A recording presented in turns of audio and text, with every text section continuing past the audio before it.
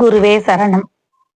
ஐந்து கரத்தனை ஆணை முகத்தனை நிதி நிறம்பெறை போலுள் எய்திறன் அந்தி மகந்தனை ஞான குழந்தனை புந்தியில் வைத்து தடி போற்றுகின்றனே.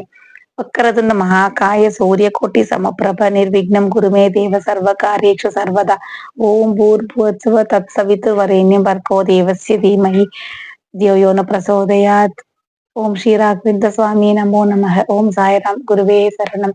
பூஜ்யாய ராகவேந்திராய சத்ய தர்மரதாய ச பஜதாம் கல்ப விருக்ஷாய நமதாம் காமதேனவே. வேலும் மயிலும் சேவலும் துணை. ஓ முருகா சரணம். என்னுடைய குரு பாலசுப்ரமணிய ஐயா அவர்களுக்கு சரணம். ஸ்ரீ பரஞ்சோதி ஞான ஒளி மகானுக்கு நன்றி. ஸோ என்னுடைய பெயர் ஸ்ரீதேவி. ஆனா பெங்களூர்ல இருக்க. நான் ஒரு யூடியூபரும் கூட. Motivational shorts, cooking channel. இப்போ எனக்கு திடீர்னு தோணுச்சு, திருக்குறளை பத்தி விளக்க உரை போடணும்னு. எனக்கு ரொம்ப பிடிக்கும். ஆக்சுவலா நான் சின்ன 10th ஸ்டாண்டர்ட்ல நான் தமிழ்ல நல்ல மார்க் வாங்கினேன்னு எனக்கு ஒரு திருக்குறள் புக்கை பரிசா கொடுத்தாங்க. அப்பவே நான் நினைச்சேன், என்னைக்காவது ஒரு நாள் திருக்குறளோட விளக்க உரைய ஏதாவது எந்த எந்த இடத்துலயாவது பதிவு பண்ணணும்னு. இப்ப கொஞ்ச நாளைக்கு முன்னாடி நான் யூடியூபரா வீடியோஸ் ஷார்ட்ஸ் போடும் போது இப்ப யோசிச்சேன், பரஞ்சோதி ஞான ஒளி மகானின் தத்துவ உரை திருக்குறளுக்கு எழுதியிருக்காங்க. ஸோ அதை ஏன் சொல்லக்கூடாதுன்னு யோசிச்சேன். ஸோ அதை பத்தி பார்ப்போமா? அணிந்துரையை பத்தி பார்ப்போம். முதல்ல முனிவர்வே இறை என்பவர் எழுதியது. திருக்குறள் என்னும் வாழ்வியல் நெறி நூலுக்கு இதுவரை எத்தனையோ உரைகள் இயற்றப்பட்டிருக்கின்றன. எழுதுபவரின் அனுபவத்திற்கேற்ப உரையின் செறிவு வெளிப்படுகின்றது. இந்த நூல் ஆன்மீக தன்மையின் சாரத்தை ஒட்டி அமைந்திருக்கின்ற காரணத்தால் வித்தியாசமானதாக விளங்குகிறது.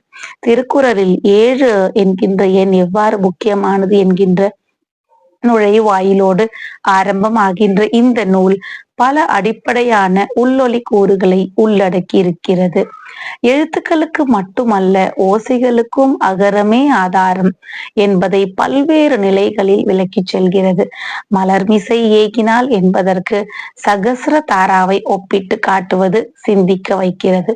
செயற்கரிய செய்வார் பெரியர், சிறியர் செயற்கரிய செய்கலாதார் என்கிற குறளில் வள்ளுவர் 2 முறை செயற்கரிய என்ற பதத்தை பயன்படுத்துவாரா என்று அறிஞர் ஒருவர் ஐயம் எழுப்பி, சிறியர் செயற்குரிய செய்கலாதார் என்பதே சரியென வாதிட்டது நினைவுக்கு வருகிறது.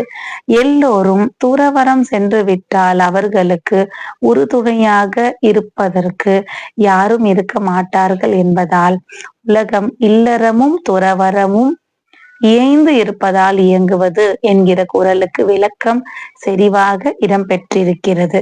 சில அத்தியாயங்களின் இறுதியில் அளிக்கப்பட்டிருக்கும் நற்செய்தி ஆற்றுப்படுத்துவதாக அமைந்திருக்கிறது. ஒரு நல்ல கண்ணாடியின் முன் நின்று முகத்தையே கூர்ந்து கவனித்த வண்ணம், நான் நல்லொழுக்கமாக வாழ்வேன், நான் எண்ணிய காரியங்களை வெற்றியுடன் முடிப்பேன் என்று ஒருவர் தினமும் சொல்லிக் கொண்டு வருவாரானால், சில நாட்களில் தனது தீச்செயல்களை ஒழித்து ஒழுக்கமாக வாழ்வதுடன் அவர் எண்ணிய காரியங்களை வெற்றியுடன் செய்தே முடிப்பார். இது உருவ வழிபாட்டை விட மிக சிறந்ததாகும். அநேகமாக திருக்குறளின் பணியும் அதுதான். நன்றி.